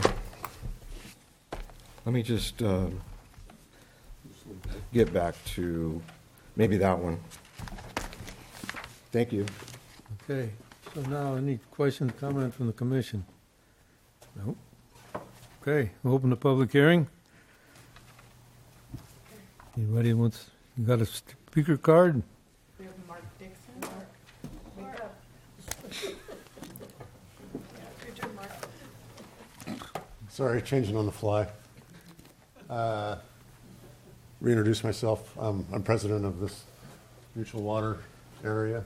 I like this area here. It's good for us. Connection is good. I think the only thing I can complain about is I'd like these lots to be a larger size. There's going to be, those two property owners are going to lose sort of their rural feel of their property, and there's probably going to be 6-7 foot fence there, and kind of blow it for them. Looks like they are slightly larger, but I don't know, kind of happy. That's it? Okay. Next. Got the speaker card ready? Yeah. Hi, Jackie. Yeah. Hi, Jackie Mendizabal, 180 Harburn Way. Thank you, Mark. This was we're one of those two that he was talking about, the lower half, where there's no buffer anymore. There used to be, but there isn't anymore. So I'm going to read so that I'm able to do it smoothly. Quick recap of history of meetings that were the adjacent property there. We've attended the meetings, watched the development over all the years change. It was assured to us and the community that this was going to be, feathered in type of situation. This buffer zone, which is an easement for San Benito Water District's water line, was to be filled with trees and vegetation growth between us and the 1 acre home lots at the time. Later meetings, new Fairview Corner development plans emerged. We were told there would be a 30-foot buffer and vegetation space away from our property line, but instead of the 1 acre homes, there would now be 9 single-story homes along our property line. We had Dick Oliver over to our property, so he got to see it, and he met with us and verified that the 30-foot buffer zone or space and the 9 single stories were the newest renditions to the plans. The current site plans now show no buffer zone to the development for the Harburn Way property owners as given to other property owners adjacent to the development. It does not show that it has been told to us in prior meetings. The development and now us share a fence line as easement for the San Benito Water District has been removed by the development. We have also now been told that not only single-story, but more likely 2-story homes are going to be brought to the property line. We met with the current contractor, Darrell Boyd, and went over, and so we have seen these plans. And he asked him how and why the changes to the Fairview Corners project plans have been made without consideration on agreed to discussions of past meetings. He stated that the plans just morph as time goes on. At this time, since the site plans for the Fairview Corners project have been amended on several occasions and are now different than when that was proposed by the County Board of Supervisors Planning Commission in public meetings, we'd like to request the following. Since the easement between Harburn Way properties and the development have been removed, a sound wall be erected on our newly shared property line. That was requested at the beginning of the project, but it was denied in the past due to the easement of the San Benito water line access.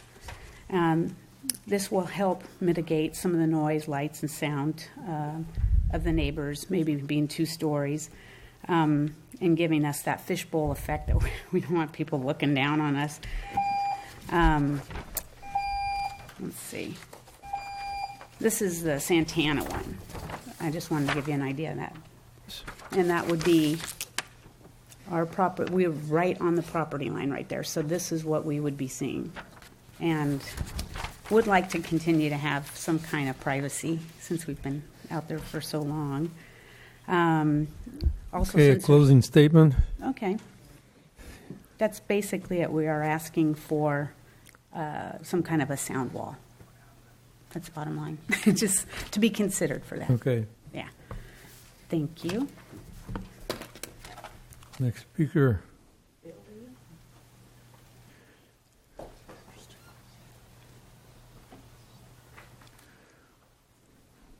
Hi, I'm Bill Lee from 291 Old Ranch Road. I'm the large property owner to the north. I've been in here to speak a few times on this, and I just want to say thank you to everybody, to the commissioners, to staff, to the developer. It's been a lot of hard work to get here. I realize this first came before you many months ago, and it's been continued, and there's been a lot of arm wrestling and a lot of concessions made. And I want you to know that I'm very appreciative to what everybody has done, and I'm very much in favor and want to encourage you guys tonight to vote for this project with all the revisions that have been made. I realize we can sit here and we can pick it apart. Nothing is perfect. But the reality is that we have gotten some significant and substantial concessions out of the developer, and we can't, in my opinion, expect every concession that we would ideally like to get. You just heard someone from Harborne speak. They want a sound wall. Well, they're not getting any connectivity, which is something that they didn't want. They didn't want a road. They didn't want an EVA. They're getting that. And sometimes you have to meet in the middle on these types of things. I wanted a full road to the north. I'm getting a 24-foot fire road. While it's not perfect, it's good enough, and I can live with it. And sometimes you have to come to the table and you have to work together and you have to compromise. And I really feel that everybody has done that here to get to this point tonight. So I want to publicly let it be known that I'm in favor of the project. I encourage the 5 of you to vote in favor and help this project continue to move forward. If you have any questions for me, I'm happy to answer, but I do feel that the concerns that I raised have been addressed, and I believe other concerns that got raised also have been successfully addressed. Thank you. Thank you for your kind words. Well, Robert? Oh, I'm sorry. Ray Mendoza-Albo? I have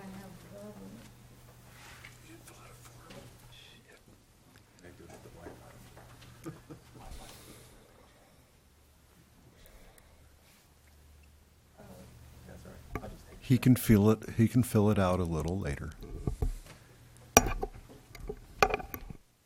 I apologize on the forum there. Ray Mendoza-Albo, my wife was just up here speaking. I guess from the very beginning, 10, 12 years ago, we were talked to and preached to this urban sprawl feathering into rural property owners. You can see us on the Harborne side here. We're now to no buffer. There's no feathering. Yeah. From the beginning was told 1 acre lots, less impact. You got a 30-foot buffer off the fence. You have this vegetation to where we are now. 9 homes, now possibly even 2 stories, fishbowl. It has really changed as time goes. It's not what was originally told to us, what was that 10 or 12 years ago.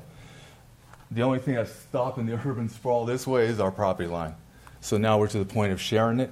We would like some type of assurances at this point of, since we're here, of the sound wall, which some people are not thrilled about. But there is going to be some direct impact to our property. Again, different than what was told to us 10 or 12 years ago. Yeah. Thank you.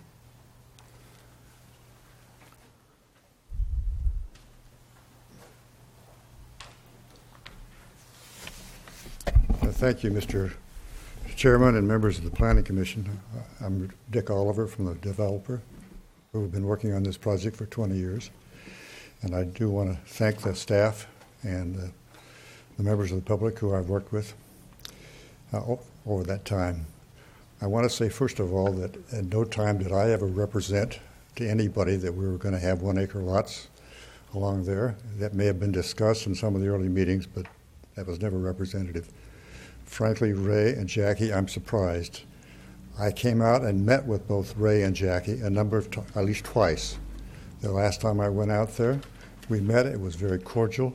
They asked me to pay for a row of trees along the property line to provide them the buffer that they wanted for. They told me the number and the type of tree they wanted. We agreed to a price. I sent them an email agreeing to pay them the price to plant the trees that would grow in a short period of time, like a 3-year cycle. Before the houses ever get there, there would be 30 or 40-foot trees. They specified the name and the type of the tree. I met with them, sent them an email, confirmed that I would pay them the money to do that. No mention was made to me of a sound wall. I can tell you that living in Morgan Hill, there was a project that was just installed called the Borrello Ranch with half of 400-acre lots. The developer was Toll Brothers, a national builder. They put up a sound wall that backed up to a number of the houses on the neighboring property as a buffer. And every one of the neighbors came up and have complained to the city council that it was never approved in any kind of an environmental document. It's a terrible eyesore to have a 8-foot, 6-foot sound wall behind your property. There's no noise. The trees that we agreed to play and plant for and pay for will provide the buffer that was asked. So I'm sorry that no mention was made to a sound wall to me. I'm sorry if I misled anybody. There was no intent to do that. I'm here to answer any of your questions. We appreciate your help. We have been working a long time, and I hope we have responded to the concerns that you've had. If there are any others, I'd be happy to try to do that. Okay, thank you for coming in, Mr. Oliver. Thanks for working with us on this. How would you feel, because I've just looked at their map and their concerns and the location of their houses, how would you feel about restricting 3 houses on one side of the open space barrier, the easement barrier, to single family, or not single family, sorry, single story, and then go down and the 3 on the other side, so north and south, 3 lots each, single story only, which should cut back some of the area. Then maybe, if they want to put trees in there too, it'd help buffer and feather. Would that be too restrictive to you? No, we could do that. Okay. Thank you much. Yeah, I think that's a great resolution to lower the houses in that area. And the trees. That would be humane. I agree.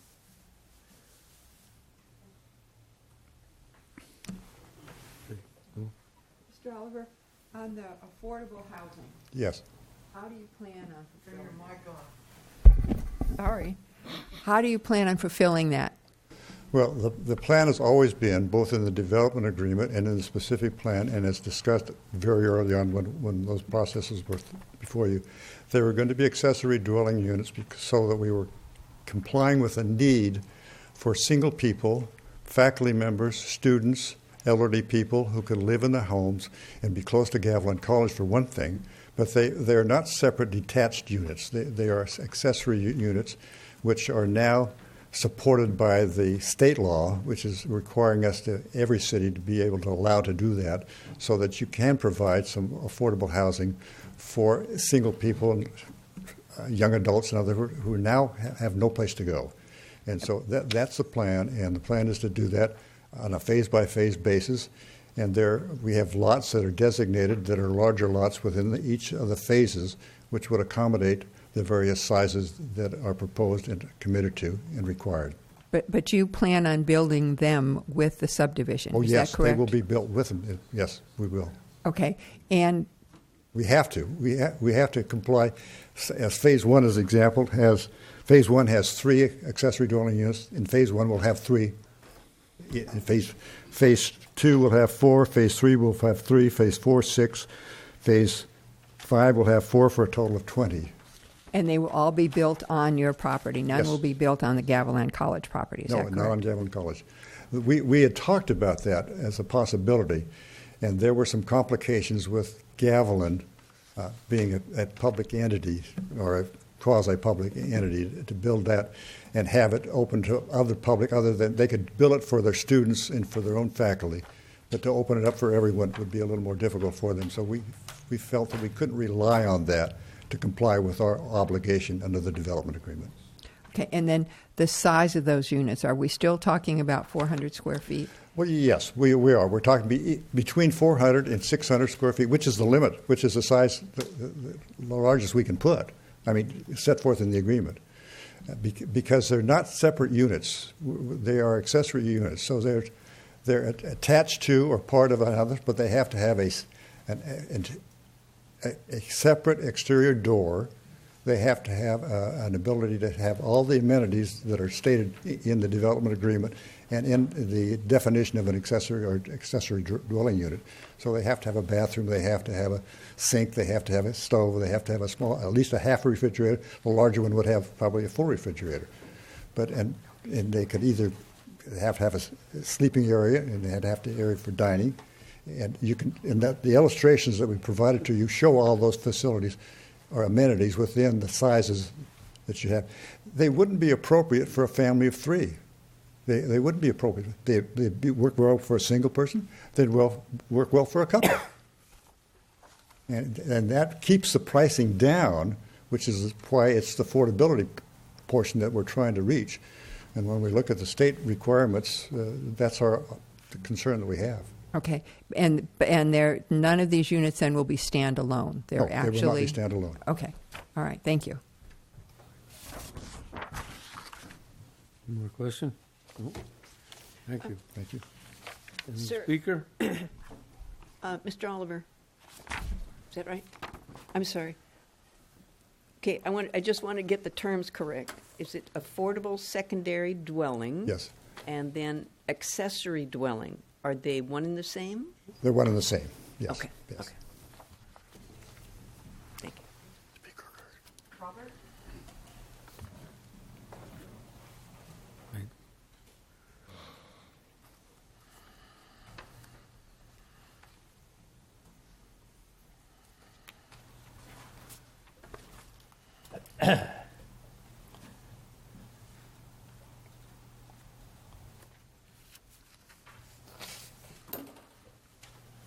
Excuse me. I'm Robert Heeneman. I own the property at 120 Harborn Way, and I would like to support Ray and Jackie Mendezabal and the Lees. You know, I bought my property 34 years ago, and the adjacent property was zoned 5 acres. Then the county pulled this end run through this so-called Special Studies Act, and then finally wound up revising the general plan after much hemming and hawing, and changed this to urban density right adjacent to our 5-acre properties. And I'd like to emphasize, because it really hasn't been emphasized enough tonight, our properties are 5 acres.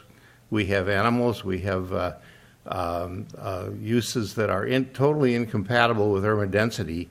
And from the very beginning, this property, Mr. Oliver can say whatever he likes, but the initial proposals always showed a substantial buffer zone between his development and ours on his property. And that just sort of vaporized, and now Mr. Oliver says, well, he doesn't remember that. Well, maybe he doesn't remember it. Maybe his mind is going.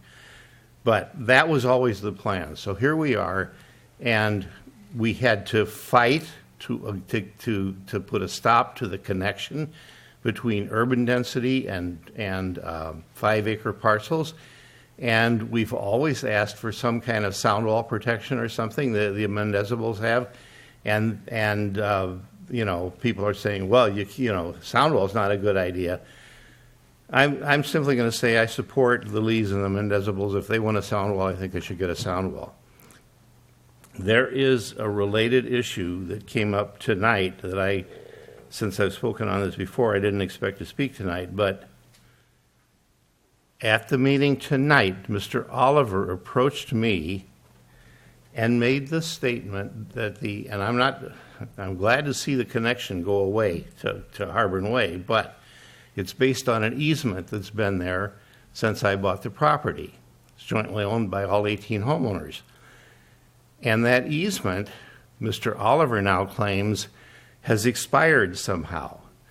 And he says that he's been told that it's in state law that it's expired. And I'm simply asking all of you to give me your help in finding any language in the state law that says that that kind of an easement expires. Until I can see that in writing and check it with my own attorney of my own choosing, I won't believe it. I can't find anything that says that kind of an easement expires. I think it's a fabrication. I can speak to that. Question. That easement, many easements have expiration dates on them, but I would say we need to talk to legal counsel and talk to county legal. My deed, there's no expiration date. Okay, thank you for your speech. If you want to talk to county legal counsel or Tavin, then they could probably help you with. I want to see the language of the state law. Yeah, they could help you maybe run that down. I'm not going to run it down. I want somebody to run it down for me before they keep telling me that lie. Okay, thank you for your time. Okay, any more speakers? No? Okay. Got a speaker card filled out? I'll get one. Okay. Charlie with the fire department. I just want to make a quick comment on the homes, the accessory dwelling. If you want to see a good example, I just saw it the other day on an inspection in San Juan. Oh, I'm Charlie with the fire department, fire prevention. They have a good example of Rancho Vistas. If you want to go check it out in San Juan, they have good examples of what these were looking at. I had a hard time understanding it, but it's one unit, and you could see it in the back, and you could see the 3 different rooms. I was just giving some information. If you want to check it out, check out the Rancho Vistas. They have good models of what I'm sure he's proposing. They look really nice. 2 different meters, 2 different sprinkler systems. I got there and I looked, I'm like, I get it now. So if you want to see it, check it out. That's all I was going to say. Thank you. Thank you. Okay. More speakers. Everybody spoke out? All right, back to the commission. Ready for a motion? Questions? Any more discussion? No. No? Okay, I move we adopt the vesting tentative subdivision map number TSM 17-103 with the standards and special conditions as included in the draft resolution, also adopting the environmental impact mitigation measures with the stated changes in the errata conditions 27 and 37, and also restricting the 6 lots, 3 on the north and 3 on the south side of the access easement, and an addition of the trees along the property line. 2 one-story, right? That was previously agreed with Ray and Jackie. Those 3 lots were for 1-story maximum? Yeah, it was 1 story, sorry. Okay, that should do it. Chair, is there a second? Second. Or discussion? A motion is second. All in favor? Aye. Aye. Opposed? So moved. Okay. That winds up. Yep. Okay. I'll make a motion we adjourn. Okay, you got a second? I'll second that. All right, adjourned. We're out of here. What time is it? 8. 8:10. Not bad. Not everybody's going to be happy. No. Don't ever try to give me any more of your bullshit. Okay. Oh, okay. Which you introduced last time? Until then, you're a liar. You're a cheat, a thief, and a liar. Thank you for that. You have a nice day. Yeah. Again, your name is? Michael. Michael Simon. Thank you. I'll hope to keep it in my brain. Michael, there you go. I put up with that for a long time. That's one of your big supporters. Jesus Christ. This one. All right. Hey, how you doing? You guys gonna be moving next door, huh? Yeah, did you get the list over there on 5th Street? For the office? Yeah. That was creative. Yeah, that was fire department offices. The whole process of, yeah. You're like, wait, what? It must. Okay. I don't know how to do this here. Try it again. You have to work with the general plan. You have to work with all the words. You can't come in with, your own vision of how it might look or whatever, and that's Can't afford to get it back. You had to put them in the budget. right. All right. Everybody's got the same intent and involved. So Exactly. it's a matter of- And we're the soft spot. Can you go tell that The one that says, it says may instead of shall. It says this. Oh, really? It is. I get it, but that's a private, that's a county. Yeah, it's a county easement that's actually